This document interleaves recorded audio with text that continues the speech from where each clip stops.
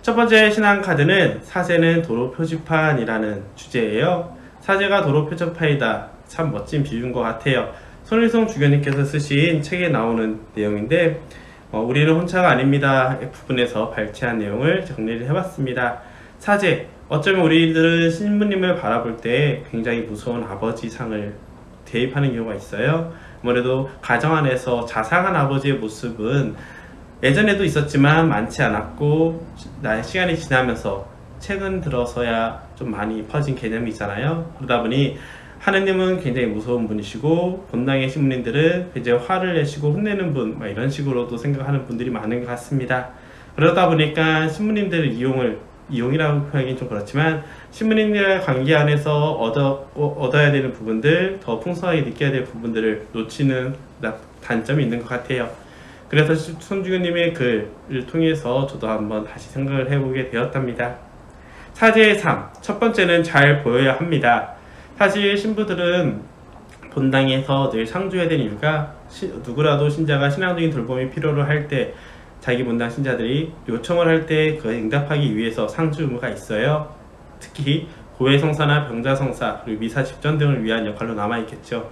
그것뿐만 아니라 성당에서 신부님들이 미사 끝나자마자 사정 안에 바로 들어가 버린다면, 보여지지 않는다면 신비롭게 보이면서 신부님들에 대한 환상이랄까요? 그런 것들은 생기겠지만 정작 신앙생활을 하는 신자들에게는 신부님들이 잘 보이지 않을수록 또 신부님을 통해서 더 많은 걸 느끼고 체험하고 살아갈 수 못한다면 자신의 신앙을 방향성을 잃어버린 것과 마찬가지가 됩니다.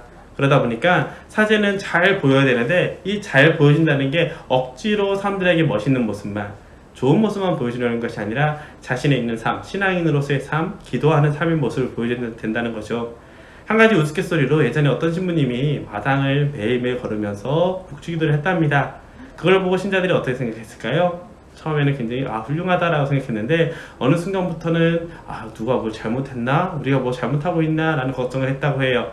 그 이유는 신부님이 묵주기도를 너무나 진지하고 힘들어하는 생각을 깊이 하면서 하는 얼굴로 기도를 하다 보니까 신자들이 오히려 무슨 근심걱정이 많은 것이 아닐까라고 걱정을 했다고 합니다.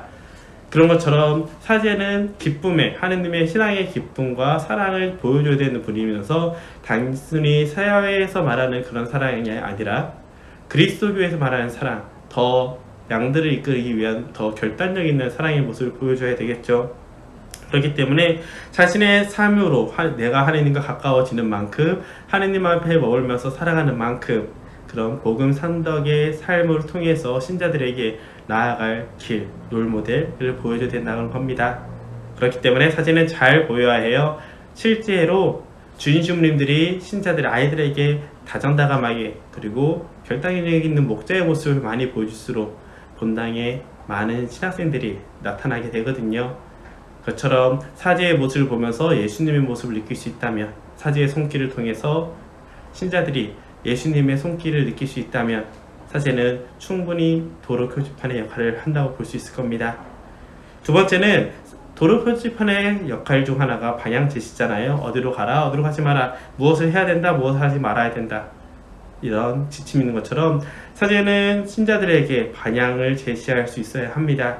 그 본당에 맞춰서 그리스도교의 본질, 의미, 나아가야 될 방향을 알려줘야 되는 역할이라는 것이죠. 만약 사제가 결정을 못하거나 방향을 잡아주지 못한다면 그저 신자들을 양성을 하고 자율권을 보고 성장시키기 위한 목적으로 결정권을 넘긴다면 그것은 신자들은 제각각의 방향성을 찾다 보니 오히려 공동체에 분열이 생길 가능성도 있어요. 물론 모두가 함께 기도하면서 하느님의 뜻을 하나로 찾아서 나간다면 제일 아름답지만 쉽지 않은 것은 현실적으로 볼 수 있을 겁니다. 그렇기 때문에 본당에서 사제들의 제일 중요한 역할 중 하나는 명확한 방향 제시로서 우리가 무엇을 해야 되는지, 어디를 향해 나아가야 되는지 그런 신앙의 방향을 알려줘야 됩니다. 하지만 중요한 것은 또 잊지 말아야 될 부분은 각 본당마다 상황이 다르고 그 본당 안에 단체들마다 상황이 다르기 때문에 그것에 맞는 역할을 지정하고 보여줘야 되는 것이 바로 사제의 모습이라는 것이죠. 만약 신부님이 A라는 단체한테 A라는 방식을 하세요라고 했다면 B라는 단체도 그랬대? 그럼 우리도 A로 하면 되겠구나 라는 것이 아니라 자신의 단체에 맞게끔 신부님들에게 도움을 청하는 것이 좋은 활용법일 겁니다. 세 번째로 사제는 밝고 빛나야 합니다. 아까 말한 것처럼 너무 진지하고 근엄한 모습으로 기도를 한다면 오히려 신자들은 기도라는 것은 힘들고 어렵다고 생각만 하겠죠. 또 사제로서 살면서 기쁨의 모습, 행복의 모습을 아무리 바쁘고 힘들더라도 미소를 잃지 않는다면 신자들은 그리스도의 삶으로서 어떻게 기쁘게 살 수 있는지를 간접적으로 느낄 수 있답니다. 그렇기 때문에 사제는 밝고 빛나야 된다는 것, 그리고 그 밝고 빛날 수 있는 힘은 오직 예수 그리스도를 통해서 주어져야 된다는 것을 생각할 수 있겠죠. 마지막으로 도로 표지판은 우리가 하는 도로 그 자체는 아닙니다. 오히려 그리스도를 가리키는 도구일 뿐 자신이 그리스도가 아니라는 것을 잘 명심해야겠죠. 사목을 하다 보면 신자들 한 명 한 명을 너무나 아픈 모습을 내가 어떻게든 도와줘야지 라고 생각할 수 있지만 실제로 내가 할 수 있는 역할의 한계를 느꼈을 때 나의 힘으로 하다 보니 놓치는 경우도 생깁니다. 그렇기 때문에 사제는 나는 그리스도의 도구일 뿐 내가 그리스도가 아니라는 것을 잘 기억하면서 나아가야 하죠. 바로 이렇게 사제는 도로 표지판이라는 손주교님의 비유를 들어서 묵상을 했을 때 우리가 신부님들을 어떻게 대해야 되는지도 나타나게 돼요. 즉 신앙이라는 하느님 나라라는 목적지에 도달하기 위해서 신부님들을 어떻게 활용하면 될까라는 생각으로 보았으면 좋을 것 같아요. 첫 번째로는 사제들의 삶의 모습을 통해서 여러분들도 신앙인의 삶의 모습을 배우고 느끼고 나아가시도록 청해야겠고요.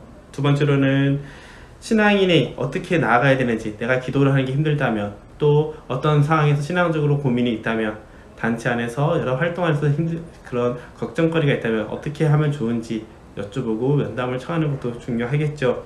세 번째로는 사제의 기쁜 모습이 볼 수 있도록 우리도 사제를 위해서 기도를 하면서 함께 나아가는 역할을 해야 될 겁니다.